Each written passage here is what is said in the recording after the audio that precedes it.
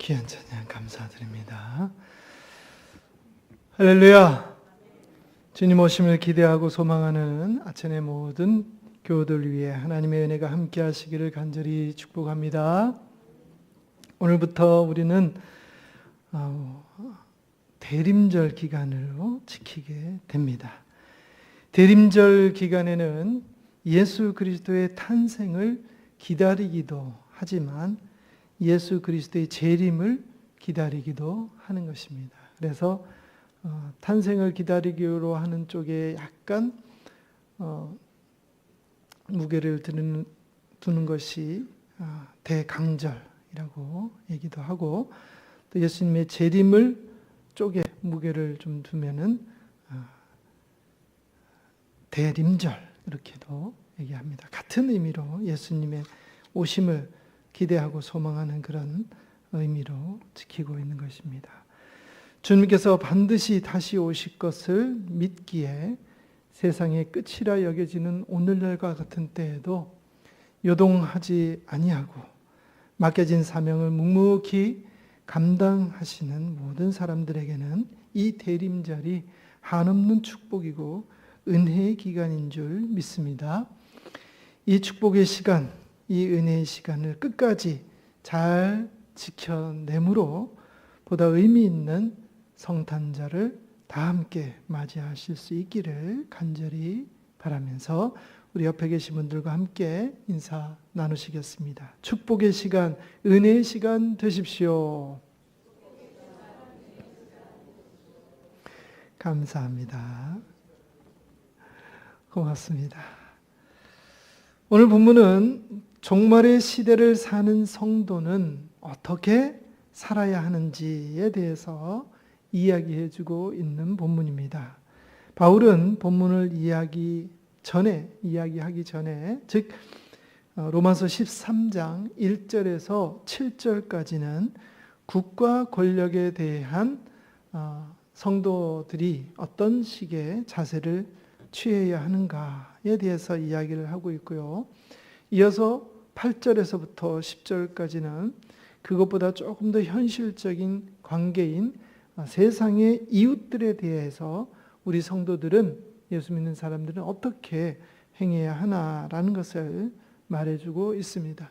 그러다가 오늘 우리가 읽었던 11절에서부터 14절까지 갑자기 종말의 시대를 사는 성도는 어떻게 살아야 하는가에 대한 이야기를 하고 있습니다.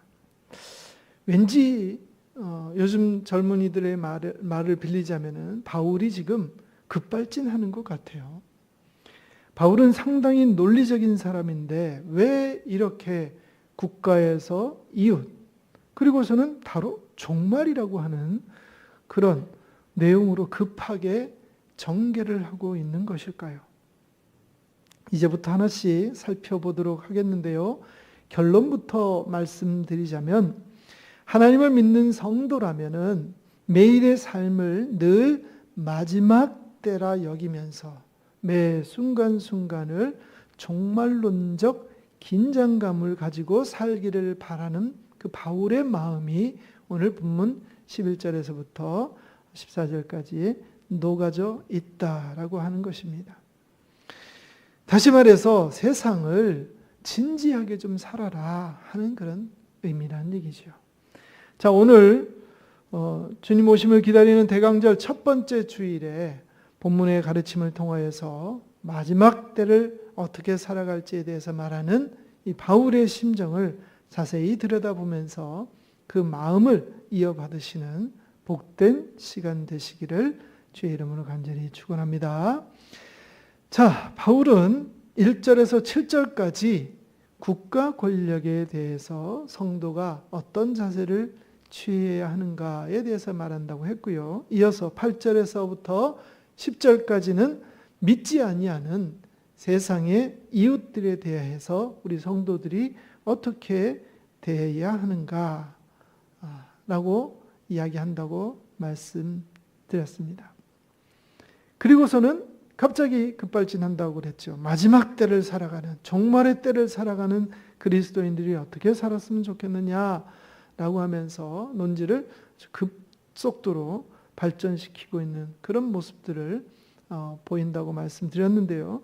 그 이유는 바로 앞에 두 가지 성도들의 자세, 즉 국가 권력에 대해서 또 믿지 아니하는 이웃에 대해서 제대로 살아내려면 매일의 삶이 임박한 시기를 살아가는 그런 사람들의 마음으로 살아야 제대로 그 역할을 할 수 있다. 첫 번째와 두 번째의 역할을 할 수 있다라고 하는 것입니다. 즉 나라와 그 권력에 대하여서 그리고 믿음이 없는 이웃에 대하여서 본을 보이며 살아야 하는 그리스도인들은 매일의 삶이 마지막 때를 살아가는 사람의 마음으로 살아야 그 두 가지 삶을 다 잘 살아낼 수 있다라고 하는 것이죠.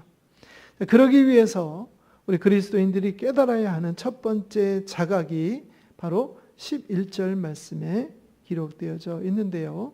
11절 중간까지만 한번 읽어보겠습니다. 시작. 또한 너희가 이 시기를 알거니와 자다가 깰 때가 벌써 되었으니. 아멘. 자, 바울은 로마교회 성도들이 어떤 시기가 있는데 그 시기를 알았으면 좋겠다라고 이야기를 한다는 거예요. 다시 말해서 그 시기에 대한 바른 자각이 있어야 한다라고 말하는 것이죠. 11절에서 말하고 있는 이 시기라는 것은 원어로는 카이로스라고 하는 단어를 사용하고 있습니다. 이 카이로스라고 하는 단어, 물론 똑같은 카이로스는 아닙니다만 원어가 카이로스라는 거예요. 이 카이로스라고 하는 단어는 크로노스라고 하는 단어와 자주 비교되는 말이지요. 둘 다 시간을 의미합니다. 크로노스는 모든 사람에게 똑같이 흘러가는 시간을 말하죠.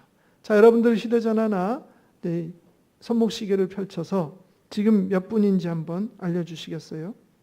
지금이 몇 분입니까? 11시 57분. 그죠? 제 시계나 여러분들의 시계나 똑같이 11시 57분입니다. 그러니까 누구에게나 다 같이 흘러가는 시간을 뭐라고 그런다고요? 크로노스라고 한다는 얘기입니다. 이 크로노스의 시간은 모든 사람에게 1시간은 60분, 1년은 365일이겠죠. 이것을 다 크로노스라고 한다는 거예요. 다 같이 똑같이 하늘에서 비가 내리면 다 맞듯이 우리가 다 같이 지금 살아가고 있는 이 시간을 크로노스라고 한다는 얘기예요. 반면에 오늘 본문에서 나와 있는 카이로스라고 하는 말은요, 개인마다 다른 특별한 시간이 있는데 그 시간을 말하는 것입니다. 예를 들어서 지금 이 시간이 굉장히 지루하고 덧없는 시간으로 여겨지는 분이 있는가 하면은 어떤 사람에게는 깨달음의 시간이 될 수도 있다는 거예요. 각자 이 시간의 의미가 다 다르게 다가올 수 있다는 것이에요. 자, 저에게 제가 사랑하는 딸 보아가 태어난 날이 특별한 날이겠어요? 일반적인 날이겠어요? 저에게는 특별한 날이잖아요. 그렇잖아요. 근데 여러분들에게는 어떻습니까? 그냥 일반적인 날이에요. 저에게는 그 날이 특별한 날입니다만 여러분들에게는 똑같이 그냥 흘러가는 시간 중에 하나다라고 하는 것입니다. 그러니까 나의 분신이 복중에 있다가 세상에 나온 날로서 부부에게나 또 양가 가문에 굉장히 중요하고 특별한 날이라는 것이죠. 자기 인생에서 매우 특별한 그때를 바로 카이로스라고 한다는 것입니다. 바울이 이 카이로스라는 단어를 오늘 본문에 사용하고 있다는 것이에요. 우리는 그 시기라고 하는 한글로 번역된 말을 읽다 보니까 이게 와닿지 않지만 이 로마 시대 사람들은 바울이 쓴 그 단어 하나의 의미가 무엇인지를 분명히 알고 있기 때문에 특별한 무슨 시간이 있구나라는 것을 안다는 거예요. 그게 뭐냐? 자기가 하나님을 만났던 그 특별한 시간, 서로 다 다르죠. 똑같은 시간에 하나님 만나진 않지 않습니까? 여러분들 각자가 다 하나님 만난 시간이 다르겠죠. 그 하나님 만났던 그때, 그 카이로스의 시간, 그 특별한 때가 여러분들 각자에게 있지 않았습니까? 라고 지금 바울이 로마 교회 사람들에게 이야기하고 있다는 것이에요. 그때는 어떠한 때다? 자다가 깰 때라고 하는 겁니다. 그때는 자다가 깨어날 때다. 허황된 꿈에서 깨어나서 현실을 직시해야 하는 때다 라고 말하고 있는 것이에요. 자, 자다가 깰 때라고 하는 때에도 이 때라는 말이 나오죠. 시간이라는 말이 나오는데 그때는 또 다른 원어를 씁니다. 호라라고 하는 말을 쓰는데요. 그때는 정해진 때를 얘기합니다. 즉 자다가 깰 때가 벌써 되었으니 그리스도께서 다시 오실 날, 심판의 날, 그때가 정해진 날이 있는데 그때가 되었다는 것이에요. 그때는 이미 정해져 있어요. 안타깝게도 하나님만 아시는 때입니다. 하나님의 아들인 예수님조차도 알려주지 않으셨어요. 예수님께조차도 알려주지 않으셨어요. 성경에 그렇게 나와 있잖아요. 그 감춰진 그날, 그때가 이미 정해졌다 하는 것입니다. 그래서 그때가 오늘이 될지 내일이 될지 아무도 모른다라고 하는 것이에요. 그렇기 때문에 바울은 믿는 자들은 늘 깨어서 뭐 해야 된다? 준비해야 한다. 그런 종말을 염두에 두면서 사는 삶이야말로 국가 권력이나 믿지 않는 이웃에게 진심으로 대할 수 있는 것이다. 이 말을 지금 바울이 하고 싶어 하는 것이에요. 인생의 날이 한참 남아있다라고 생각하는 사람의 삶과 당장 일주일 후에 나는 이제 하나님께 부름을 받는다라고 생각하면서 사는 두 사람의 삶의 마음가짐이 어떻겠습니까? 같겠어요? 절대로 같을 수가 없죠. 그런 마음으로 이제 곧 내가 하나님께서 부르실 때 불림받는다라고 하는 그런 종말론적인 마음으로 세상을 우리 믿는 사람들은 살아내야 한다라고 하는 것이에요. 서론에서도 말씀드렸듯이 바울이 갑자기 종말에 대한 이야기를 하는 이유는 당시 로마는 모든 쾌락과 환락의 중심지였고 인간의 이성과 철학이 정점을 찍고 있는 곳이 바로 당시의 로마였기 때문에 잠시라도 긴장을 풀면 순식간에 세상의 파도에 휩쓸리게 되어서 범죄하게 된다. 이것을 바울이 너무나 잘 알고 있었기 때문에 그 중심에 살고 있는 로마 교회 교인들에게 이렇게 경종을 울리는 이야기를 하고 있다라고 하는 것입니다.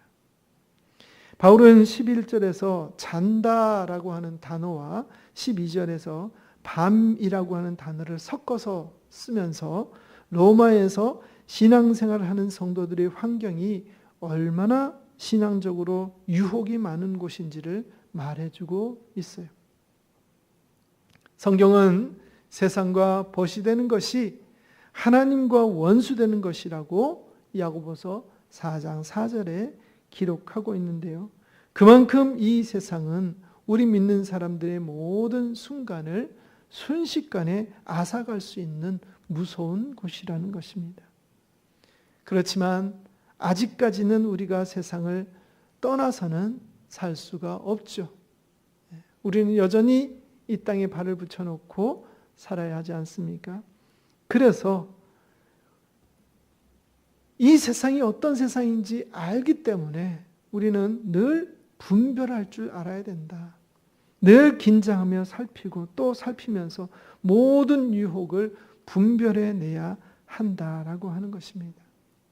제가 요즘에 우연찮게 한 드라마를 잠깐 보게 되었는데 여러분도 한번 보셨는지 모르겠어요. 50대 초중반 되는 이제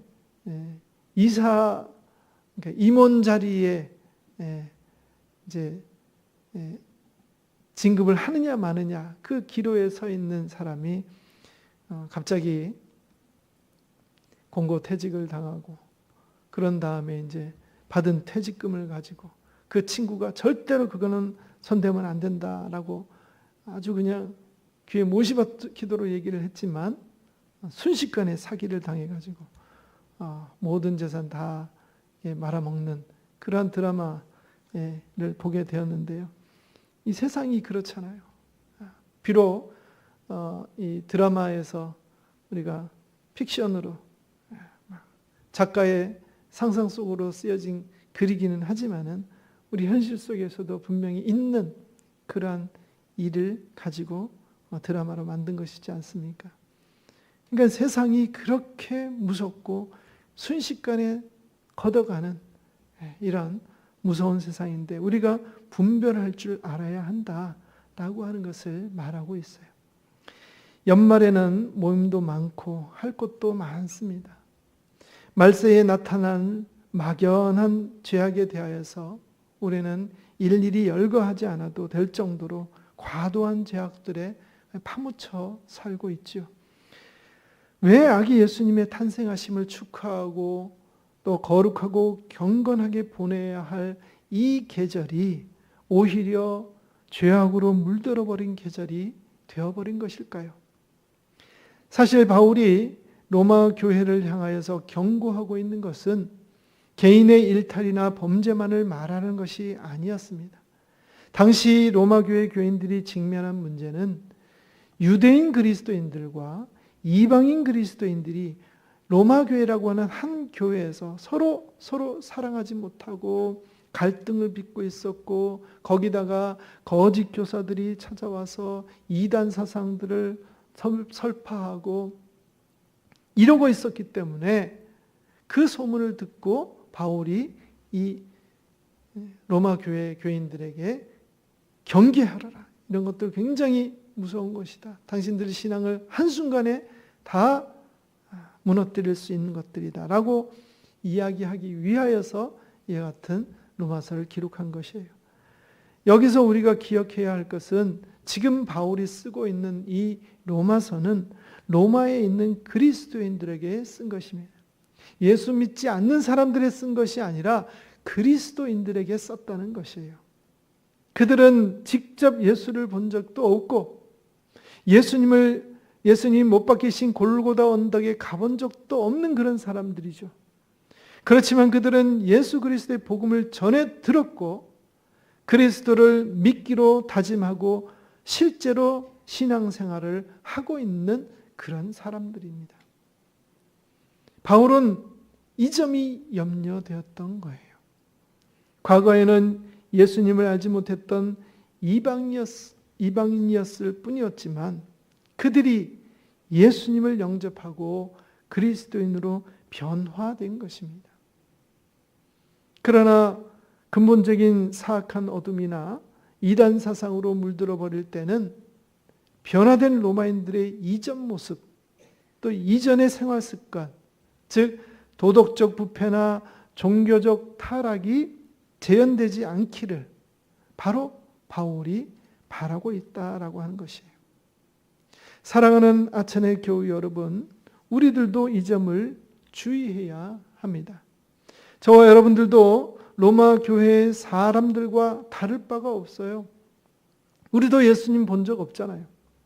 우리도 예수님 시대 살아보지 못했잖아요. 그러다가 예수님 알게 되었고 그 주님을 나의 주, 나의 하나님으로 모시고 있는 사람들 아닙니까? 우리들에게는 예수 믿기 전에 옛사람, 즉 늘 죄 지으려고 하는 옛 본성의 그 옛사람들이 우리 속에 그대로 있는 것입니다.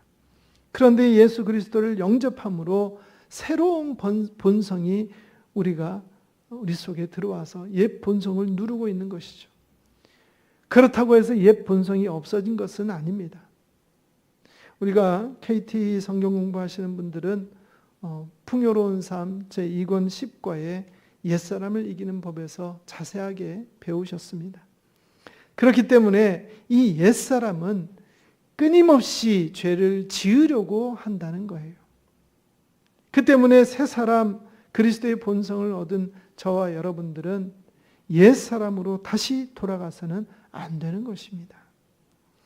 마지막 때에 우리가 견지해야 할 것은 다시 옛사람의 모습을 갖지 말아야 한다는 것입니다. 옛사람은 익숙하지요. 옛사람은 편안합니다. 옛사람은 눈 감아줘요. 내가 뭘 하든지.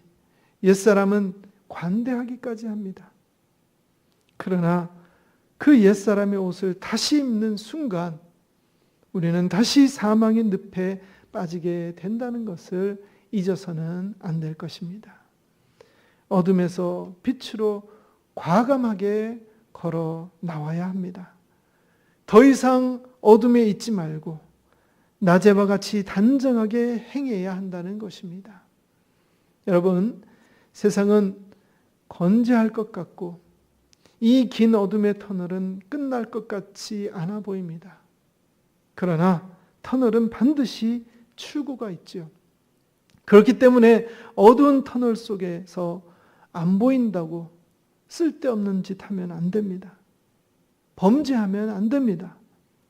가지 말아야 할 곳을 걷고 어두우니까 안 보인다고 하지 말아야 할 짓을 하면 지금은 당장 안 보일 뿐이지만 범죄한 흔적은 반드시 남아있게 되는 것이죠. 그러므로 여러분, 빛의 갑옷을 입어서 나뿐만 아니라 타인까지도 밝혀줄 줄 아는 믿음의 사람이 되십시오.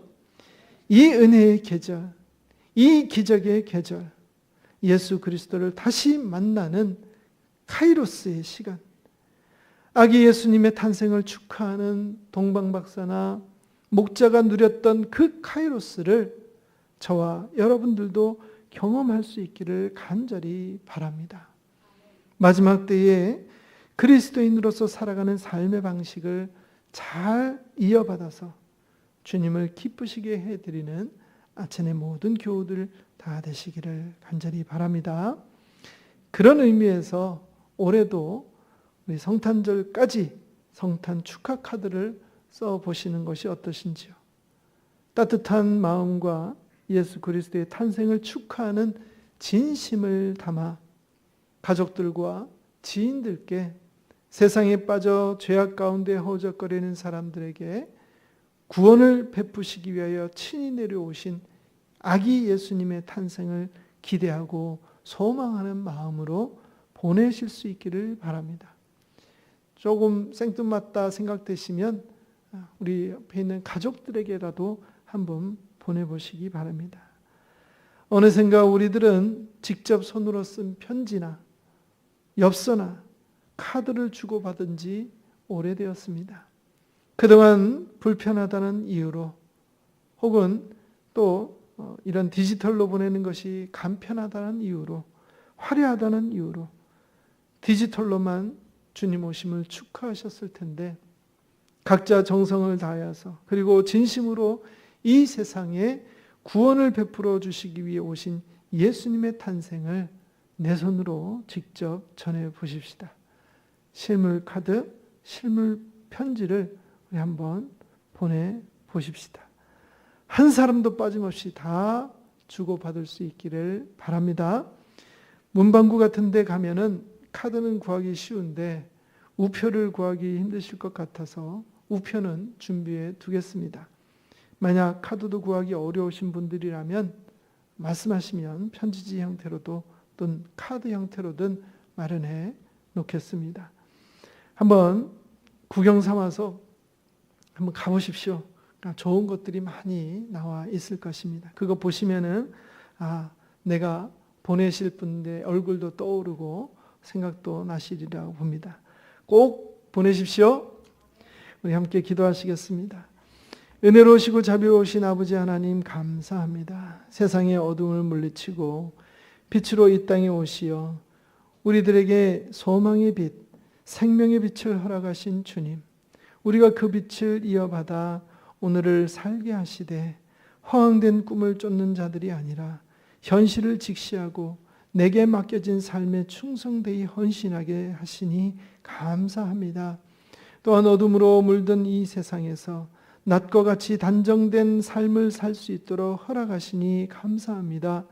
주님, 이 모든 은혜를 다 받아 누리는 아천의 예배자들이 다 되게 하여 주시옵소서. 이 기다림의 계절을 기대하고 소망하며 주님 오심을 누구보다 기뻐하고 반기는, 그리하여 예비된 복을 한없이 누리는 저희들이 되게 하여 주시옵소서. 감사드리며 예수님 이름으로 기도드리옵나이다. 아멘.